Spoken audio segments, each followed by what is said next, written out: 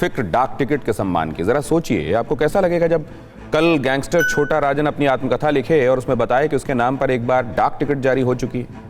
हमारे देश में डाक टिकट उन लोगों के नाम पर जारी होती रही है जिन्हें इतिहास में बेहद सम्मान के साथ याद रखा जाता है, लेकिन कानपुर में तो कमाल ही हो गया। वहां के हेड पोस्ट ऑफिस ने छोटा राजन और मुन्ना बजरंगी के नाम पर डाक टिकट जारी कर दिए।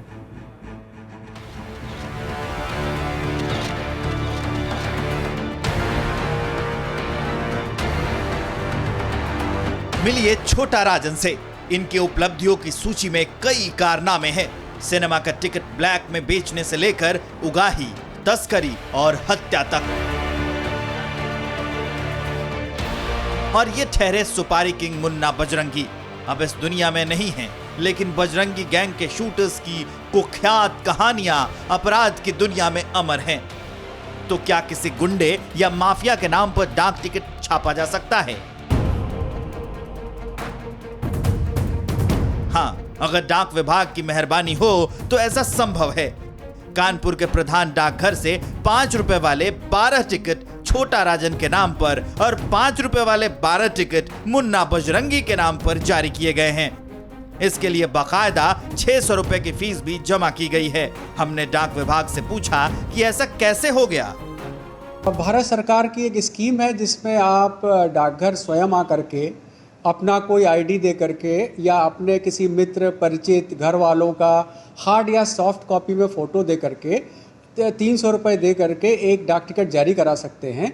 इसका उद्देश्य लोगों में डाक टिकट को बढ़ावा देना है, लेकिन ऐसा लगता है कि शायद कोई श्रीमान आए हैं और उन्होंने इस तरह के फ़ोटो दे करके जारी करा लिया है।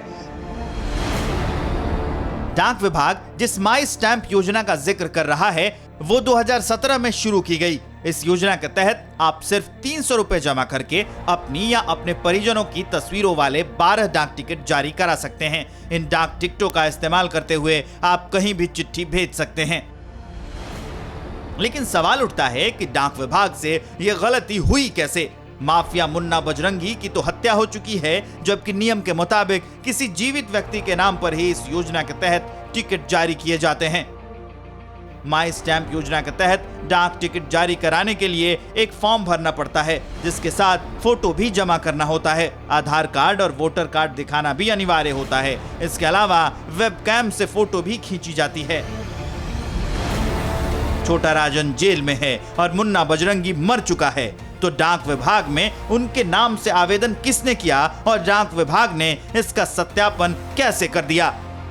मीडिया के माध्यम से मुझे भी पता चला है कि 2 ऐसे डाक टिकट जारी हुए आज ही, और मैं इसकी जांच कर रहा हूं कि ये डाक टिकट कैसे जारी हो गए और ये रिस्पॉन्सिबिलिटी फिक्स करने की कोशिश कर रहा हूं कि गलती कहां हुई और ये गलती आगे भविष्य में ना हो, ये हम इंश्योर करना चाहेंगे। डाक विभाग अब जिम्मेदारी फिक्स करता रहे। जो किरकिरी होनी थी वो तो हो चुकी, और फिर एक बार साबित हो गया कि एक शानदार योजना को आगे बढ़ाने में हमारा सिस्टम कितना लाचार है। जरा सोचिए अपराधियों के नाम पर डाक टिकट जारी होने लगे तो इससे समाज और देश की छवि का क्या होगा? ये फिक्र की बात है कि हमारे सिस्टम की सिर्फ एक कड़ी कहीं कमजोर होती है, लेकिन इसका खामियाजा सबको भुगतना पड़ता है। न्यूज़ टॉप 9 रोज सुबह 7 बजे और शाम 7 बजे सिर्फ TV9 भारतवर्ष पर।